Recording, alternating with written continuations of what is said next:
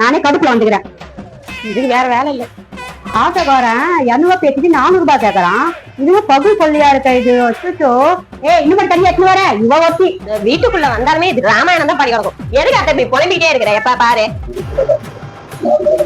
இந்த அப்படி வீட்டுல உட்காந்து என்ன தெரியும்? என்னதான் ஆச்சு இப்படி புலம்பிக்கிட்டே இருக்கிற? எப்ப பாரு நான் இவ்வளவு ஈஸியா கேக்குறா. நான் ஆட்டோக்காரன் 200 ரூபாய் பேசி நம்ம வீட்டுக்கு வந்தா அப்போ இறங்கின பதில் 400 ரூபாய் கேக்குறாண்டி. அது 400 ரூபாய் கேக்குறாரு. 200 ரூபாய் தானே பேசிட்டு வந்தீங்க. அந்த கூட்ட ஏன்டி கேக்குறேன்? அவன் கேக்குறான் போ சொல்ல நானு எம்பியா போனோம் லக்கேஜ் இல்ல அதுக்கோசம் லக்கேஜ் சேர்த்து 200 ரூபாய் கொடுங்க சொல்லி கேட்டான். அப்ப என்ன பண்ணீங்க? 400 ரூபாய் கொடுத்துட்டீங்களா?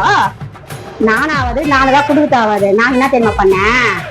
அவனா லக்கேஜ் தானே வேணும் உனக்கு அப்படின்னு சொல்லிட்டு ஒரு பெரிய பாறாங்களை தூக்கி ஆட்டோல வச்சு இப்ப போ சொல்லி அவனை திருப்பி அனுப்பிச்சிட்டு வந்துட்டேன். நானாவது அவனுக்கு 200 ரூபாய் கொடுத்தாவது. அதானே பார்த்தேன். நீயே ஒரு கஞ்சி பிசினரி. அவன் போய் உன்னை கேட்டான் பாரு. என்ன வந்தது? பணத்தை பத்தி இவனுக்கு தெரியும். என் மூளையை யூஸ் பண்ணி 200 ரூபாய் மிச்சம் பண்ண தெரியும். அறிவு நான்